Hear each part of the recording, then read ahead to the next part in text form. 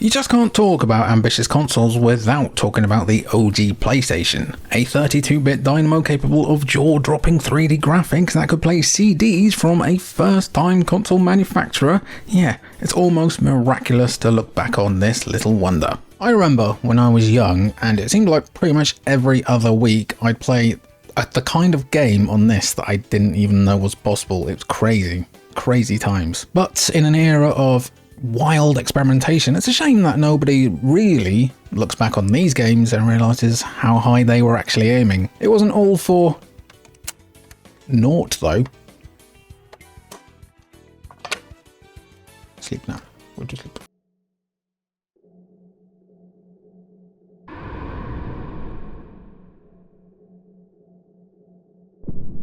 Given that it's the name of one of the game's job titles, Aquanaut's Holiday could easily describe the events of Like a Dragon, Infinite Wealth, but this obscure PS1 game from around the console's launch has nothing to do with dragons or punching dudes in Hawaii or punching Hawaiian dragons in dudes. Well, developed and published by ArtDink of more recent Dragon Quest III HD 2D remake fame in Japan, with Sony Computer Entertainment publishing the game in the rest of the world, Aquanaut's Holiday is the game that walked, or paddled, so that games like Subnautica could run, or swim, offering players a look into the world of 3D underwater exploration. Granted, there's no terrors of the deep lurking here, so you are safe in that regard, but there are some similarities regardless. Despite being an overworked marine explorer, you decide to return to the water for a vacation after restoring harmony in the seas, which seems like the wrong way to get rid of job-related stress, but who are we to judge? Sorry honey, just kind of up against it right now. Just gonna go and discover Atlantis this weekend to get away from it all. Anyway, with no obstacles or enemies in your path, the oceans are yours to explore fully, and even though Aquanaut's Holiday is one of the first released PS1 games,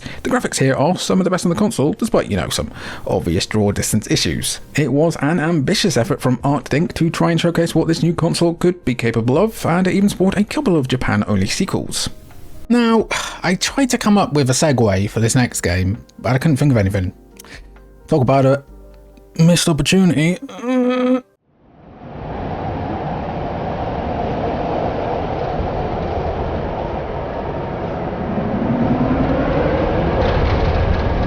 Trying to release a super serious point-and-click adventure game that wasn't Monkey Island or Broken Sword on consoles in the 90s felt like a bit of a fool's errand. Regardless of how good the game was, console fans often wanted something a bit faster, and the controls needed for a proper point-and-click were usually lacking. That didn't stop Sunsoft from taking on the project of porting Cyan's Riven, the sequel to Myst, to the PS1. Myst was already a pretty expansive and ambitious point-and-clicker, and Riven turned that dial even further with larger environments and tougher puzzles, but somehow Sunsoft pulled it off. True, some sacrifices and compromises were made along the way in order to make the PS1 port happen, with GameSpot at the time remarking that it's a fairly adequate port, albeit with worse graphics and controls. Perhaps the biggest sign of how ambitious the PS1 version was, though, was that it came on a whopping 5 discs. Multiple disc PS1 games aren't exactly uncommon, of course. Most of the Final Fantasy games launch with a few discs, but Riven's 5 discs is a console record, proving how big the project of porting the game to console was, and how ambitious Sunsoft were for undertaking it.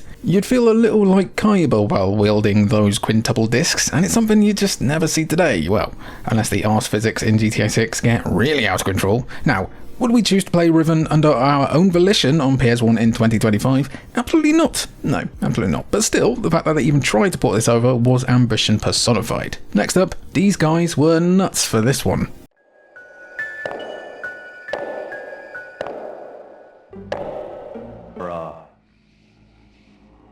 Laura. A bizarre blend of adventure and interactive horror FMV that preceded Resident Evil, D was the first major release for the game's director Kenji Ino. Despite being released early in the PS1's lifecycle, FMV horror games have been around for a few years already. 1995 would even see the launch of Phantasmagoria, which would become one of the most renowned and infamous games in the genre, so D had a lot to live up to.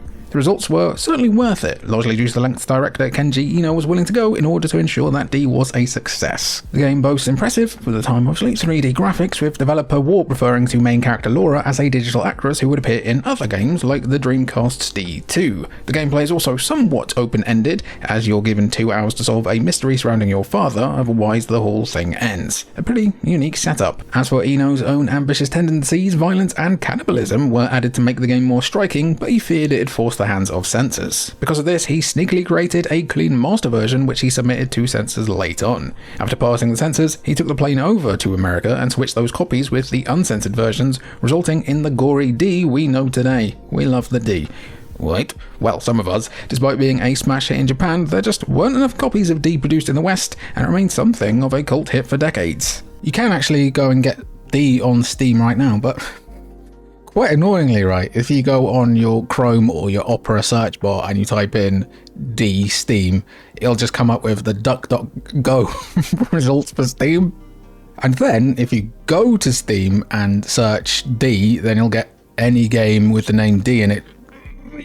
Why didn't they simply see into the future and realise that this will be a problem in like 30 years? Are they stupid? If you want to check out the little freakazoid for yourself though, just go down in the description and I've pinned the link in there, no affiliate, anything like that. Right, let's give this next game a boost.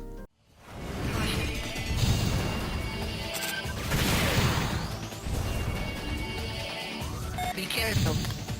When it comes to PlayStation and ambition, Polyphony Digital are one of the studios that come to mind. The talented team behind the incredibly successful Gran Turismo series, you'd think that kind of notoriety would have given them a Midas touch as far as the PS1 was concerned, but after the release of Gran Turismo 1, Polyphony would have a go at creating something entirely different. The result, Omega Boost, has been given a bit of a retrospective upgrade in the year since its release, but reviewers weren't the kindest to Omega Boost when it first launched. They weren't harsh, but they could have been nicer, you know? Feeling like a cross between Panzer Dragoons on-rail shooting and the space dogfighting you'd get in a Star Wars game, the game's tale of dudes piloting mechs and travelling through time to stop the rise of AI is something we need more of right now. The gameplay is fast and frenetic, really putting the PS1 through its paces during the tail end of its life cycle, while the mech designs themselves came courtesy of Shoji Kawamori, who worked on the Macross series. Admittedly, Omega Boost is a short game, but the impressive graphics and stellar gameplay show how ambitious Polyphony were to not be known as just the Gran Turismo guys.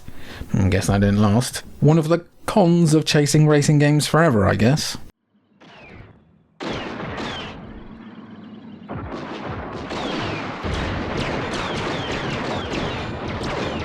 Yeah, you could quite easily do a whole video just on like late era PS1 games that nobody saw, let alone played.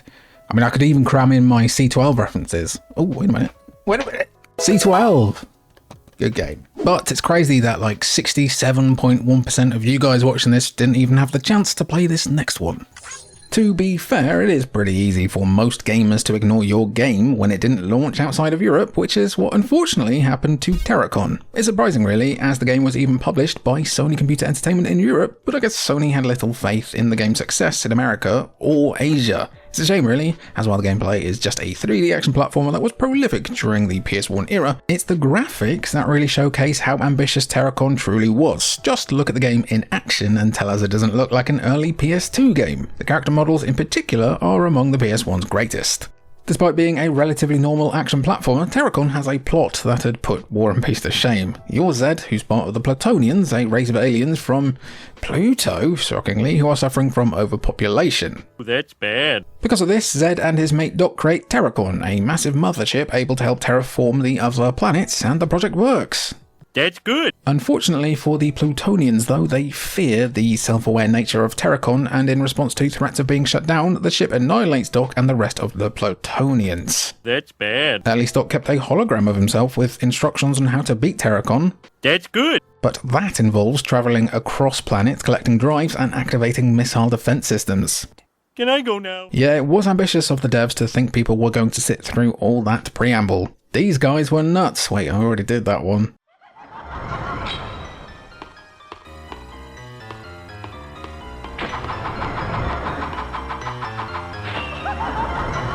Despite sharing an important letter and also being a story about vampires, D and Vampire Hunter D have absolutely no relation to each other.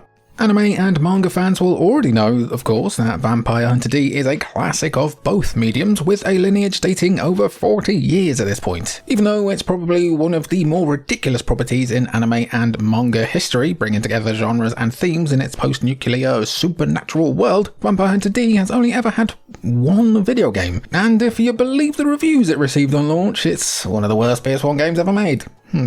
So what makes the game ambitious? It's not a story, as it's a streamlined retelling of the second movie called Bloodlust with half the characters and locations removed. Where the ambition comes from is how it blended Resident Evil style survival horror gameplay with hack and slash swordplay, with main character D preferring to tackle things with a blade than with guns. If that kind of formula sounds familiar to you, it's because Capcom were also about to strike it rich doing the same thing with Devil May Cry a couple of years later.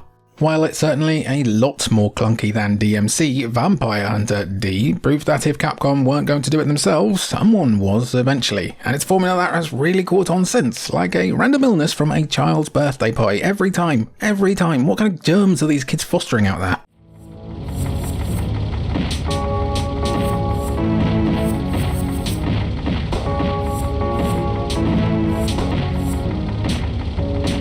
PlayStation was a console for experimentation. I mean, Net Your Rose games literally put the power of game dev in the hands of the consumer, but that doesn't mean actual game developers weren't creating some absolutely weird games themselves. Germs absolutely fits that bill, so much so that we've already talked about it here in our Weird PS1 Games Are Actually Good video, a video that's actually good that you should check out actually, but it's also crazy ambitious. An open-world first-person urban-based survival horror game that's built specifically for the PS1, yeah, that is a ludicrous undertaking, and yet somehow Germs managed to pull it all together. Set in a city under attack by a mysterious infection and an influx of mutants, you play as a newspaper reporter striving to get to the bottom of things. You're able to explore the city by foot or via vehicles and public transport, and you're encouraged to speak to citizens and gather clues in order to find out more info. Meanwhile, as time passes, the city becomes more and more flooded with mutants, which forces you to fight in a lot of situations. Perhaps the most ambitious part is how death isn't the end of the game, as if you die in combat, you actually turn into a mutant and can either find a cure or start your own rampage. That's pretty sick. If you're a big fan of stuff like Pathologic and are wondering why more people don't rave about Germs, it was originally a Japan-only release. But the only limit you should have when it comes to this game today is how many times you're willing to click on a Google search result.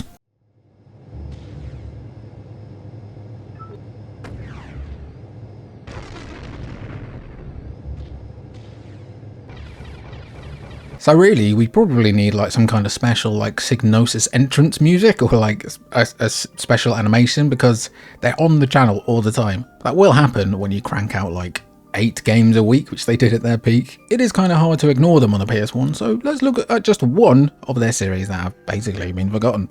Spit on any list of the PS1's library of games, please don't do it to ours, they're good boys, and the odds are that it'll land on a Psygnosis whipper. And while they're mostly known for their work on Wipeout or even Raw Cage, one PlayStation series of theirs that's been lost to time is Colony Wars. A space fighting simulator, the first 2 games of the series told a fairly linear story about a war in the far-flung future between the Earth Empire and the League of Free Worlds, descendants of the settlers sent out of the solar system in a bid to obtain new resources. While the first game was ambitious in its own way, with the campaign being shaped by your performance during the game's missions, Colony Wars 3 Red Sun opened the game up further, allowing you to play the role of a mercenary. Here you were given control over the missions you wanted to complete, though obviously some were still story mandated, and could even upgrade your ship, something that wasn't allowed in the mission-based structure of the first 2 games. As I can't stop going like Dutch at the end of sentences. Sure, it's not quite Elite Dangerous levels of space simulation, but creating a PS1 version of that kind of idea is super ambitious regardless, especially when Psygnosis launched 9 other games during the same year. Absolutely wild behaviour. Right, it's showtime.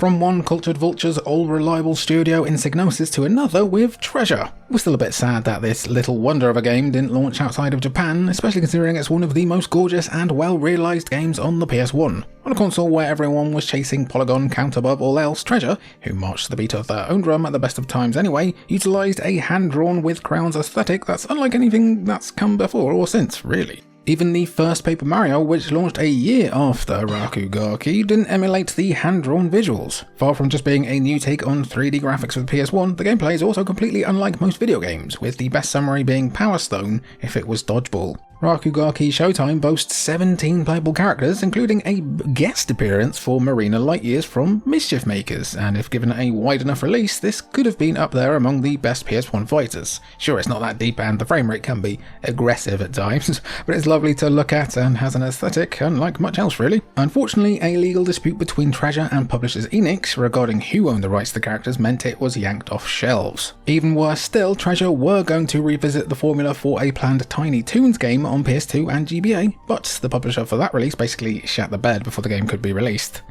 I'm over it though. I'm over it. Over Blood 2.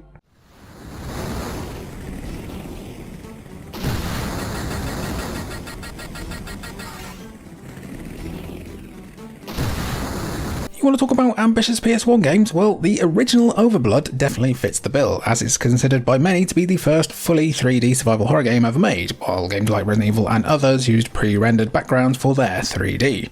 Reviews might have been mixed for it, but there's no denying that the original Overblood shot for the moon. Expectations were high for the sequel then, but when Overblood 2 launched as a cyberpunk action-adventure game instead of another survival horror game, you can believe that some were confused. We'd imagine North American gamers would have been confused too, but Overblood 2 was Japan and EU only for some reason. With a story that some would call a Final Fantasy VII clone following a group of freedom fighters battling a corrupt corpo looking to escape a dying planet, Overblood 2 might have been overshadowed at launch, and the reviews weren't too kind on the game's cutscene length either. Some cutscenes would clock in at around 10 to 15 minutes, which for a modern game doesn't sound like a lot, but back then it was almost unheard of outside of Hideo Kojima's games. Does that mean it was any good? Well, you can check it out for yourself and be the judge, but the 3D cyberpunk world and lofty story certainly qualifies as ambitious. I'd say it's definitely at least worth trying. Now, I'm going to be ambitious and ask you to watch the entire outro, and you might get a prize. Ooh, outro gang, it's good to see you. How's your week been? To shred, you say?